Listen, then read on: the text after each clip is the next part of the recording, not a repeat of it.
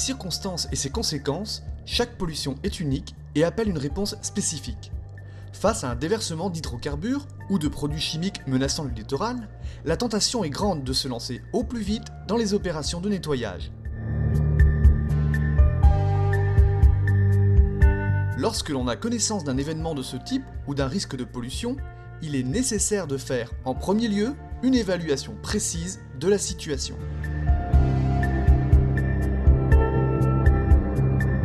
De nombreux paramètres, comme l'origine de la pollution, la nature du polluant, les conditions météo-océaniques, le type et la sensibilité des sites menacés ou impactés, ainsi que les intérêts écologiques ou socio-économiques de la zone, sont à évaluer précisément. Ces éléments permettront d'établir une stratégie de réponse et de mettre en œuvre des moyens humains et matériels adaptés.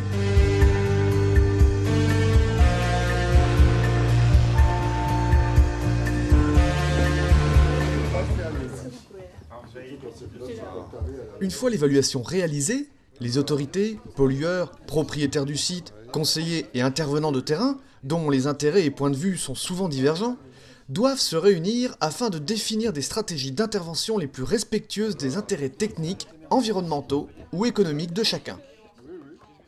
Les chantiers de lutte ainsi que les moyens à mettre en œuvre sont ensuite définis par les PC chantiers avec le soutien de conseillers techniques présents sur le site.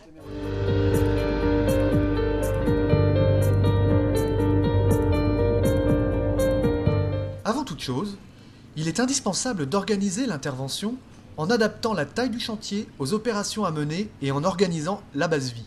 Cette zone logistique, à proximité immédiate de la zone à nettoyer, est installée pour assurer le confort des intervenants et leur permettre de s'équiper, de s'hydrater et de se restaurer. Des réunions y sont tenues pour relayer, entre autres, les règles d'hygiène et de sécurité définies par les experts santé compétents. La journée qui s'annonce, c'est un peu celle d'hier, donc on va faire les mêmes opérations. 5 personnes au ramassage manuel, 3 personnes au criblage et 2 personnes qui vont gérer le stock de déchets. Donc n'oubliez pas toutes les consignes de sécurité, donc portez les EPI tout le temps. N'oubliez pas que dès que le chantier est terminé, vous devez passer par la zone de décontamination. Plus vous entretiendrez vos équipements personnels, dans de meilleures conditions vous travaillerez. Pas de questions? Ok, très bien, on y va.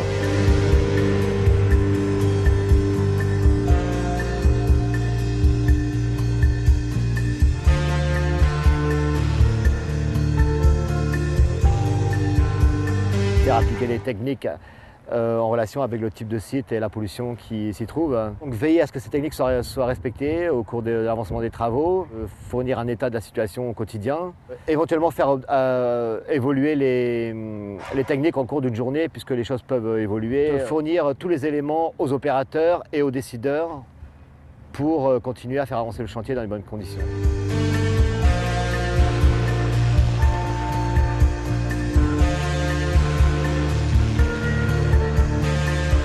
Mon objectif est de veiller à l'intégrité physique de tous les intervenants de terrain. La sécurité doit donc être l'objectif et la priorité de chacun tout au long des opérations et à chaque instant. Je veillerai donc au respect des consignes de sécurité, mais également à la bonne prise en charge d'éventuelles victimes sur le chantier.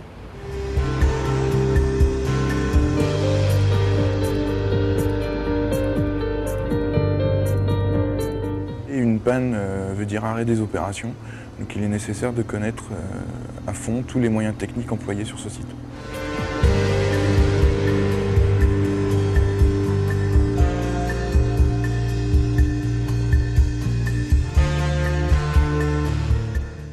Un plan de circulation est mis en place.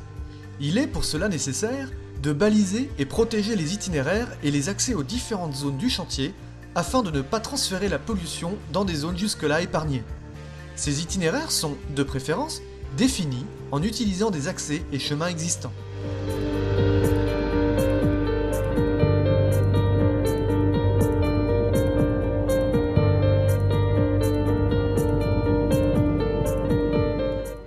La gestion des déchets est une composante essentielle de l'intervention.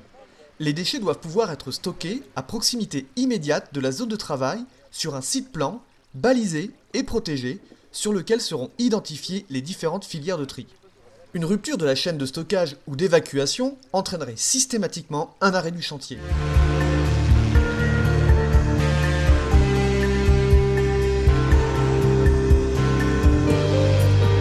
Sur cette aire seront disposés des contenants adaptés à la nature du polluant ainsi qu'aux quantités extraites. Pour éviter le lessivage des déchets pollués par les eaux de pluie, les contenants seront recouverts de couvercles ou de bâches. Des merlons et caniveaux seront réalisés autour de la zone de stockage pour contenir d'éventuels écoulements. L'évacuation des déchets vers un site de stockage intermédiaire ou une filière d'élimination adaptée et prédéfinie se fera le plus souvent par voie routière. Sur certains chantiers très sensibles écologiquement ou d'accès difficile, devront être envisagées la faisabilité et la rentabilité d'une évacuation par voie maritime ou aérienne. Le nettoyage débute systématiquement par les opérations de ramassage grossier visant à retirer le plus rapidement possible les accumulations de polluants et de matériaux fortement souillés.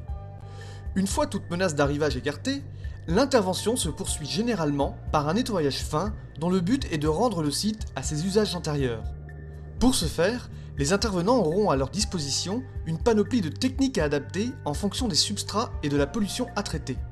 Les opérations se limitant à des techniques simples ou manuelles peuvent être confiées à du personnel non spécialisé, encadré par un chef d'équipe préalablement formé. En revanche, la mise en œuvre de techniques complexes exigeant des moyens et des connaissances spécifiques est à confier à des sociétés spécialisées.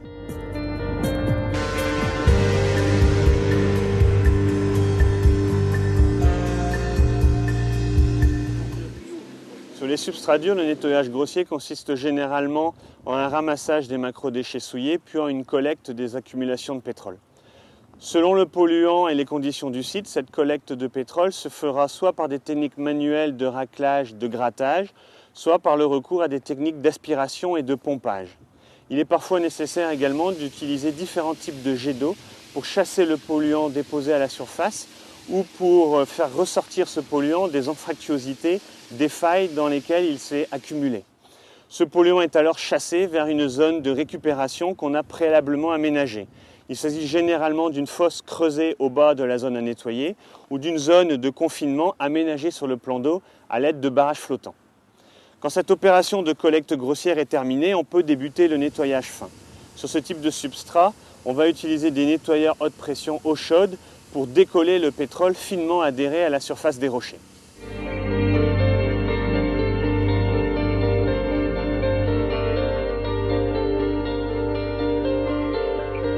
Dans les galets et sur les plages de sable, le nettoyage grossier consiste généralement d'abord en un ramassage des macrodéchets.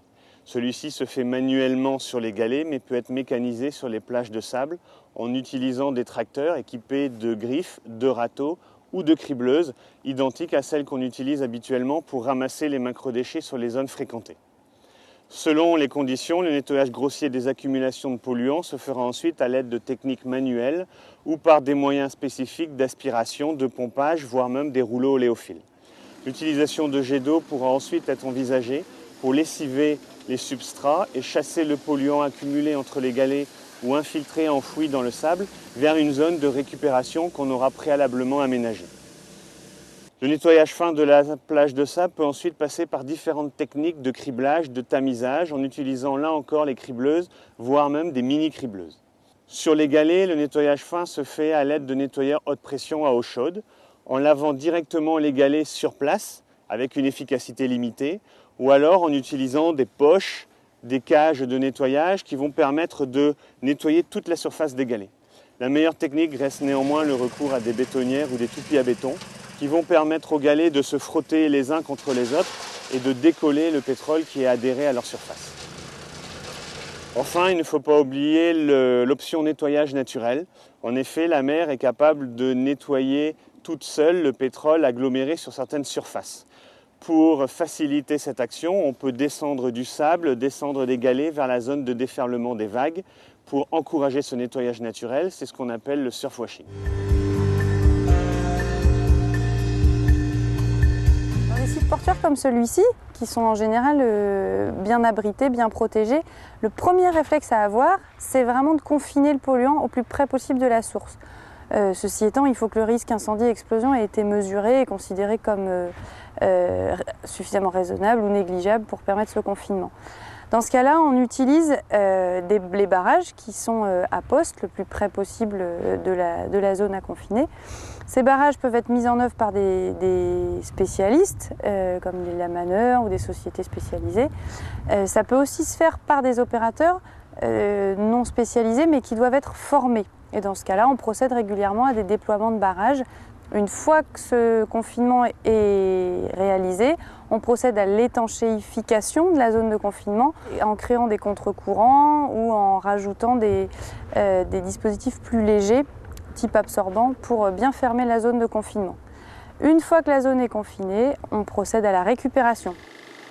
La récupération grossière se fera grâce à l'intervention de sociétés spécialisées ou d'opérateurs formés et encadrés par des spécialistes ou des conseillers techniques. Des hydrocureuses, des écrémeurs mécaniques à seuil ou des récupérateurs oléophiles seront mis en œuvre pour procéder à cette récupération.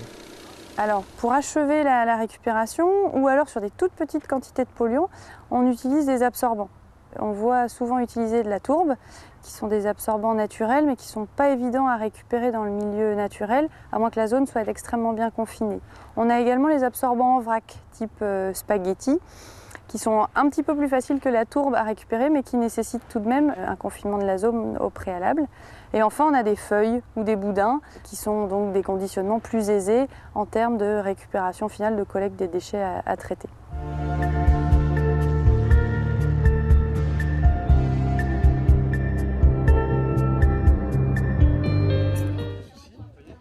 Des bilans de chantier sont transmis quotidiennement au poste de commandement, tout comme les comptes rendus des experts chargés de l'évaluation.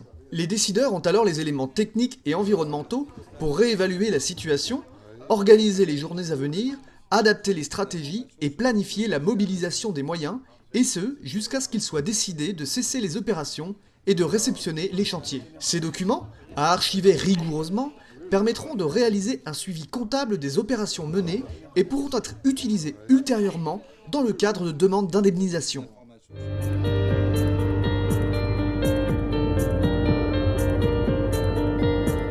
Un chantier bien mené, c'est un chantier où les techniques qui ont été mises en œuvre sont vraiment appropriées à la pollution qui se trouve sur ce site et on va dire, aux spécificités de ce site, à la morphologie, au type de sédiments. Si l'on a déjà travaillé sur la planification d'urgence sur ce site avant qu'il soit contaminé, on aura déjà énormément d'éléments à l'avance pour nous aider dans la décision et puis pour nous aider dans la mise en place des opérations. La mise en place d'un chantier de dépollution ne s'invente pas. L'organisation sur le site, tout comme la maîtrise des équipements, des outils et des techniques, passe par la formation du personnel. Les intervenants de la lutte ainsi formés seront sensibilisés aux risques liés aux différents types d'opérations qu'ils seront amenés à entreprendre. Les exercices permettent aux décideurs, aux opérateurs et aux encadrants de tester le matériel, de progresser dans sa mise en œuvre et surtout d'en assurer la maintenance régulière. Chaque chantier est unique et requiert de la part des décideurs et des opérateurs réactivité, capacité d'adaptation, compétences et savoir-faire.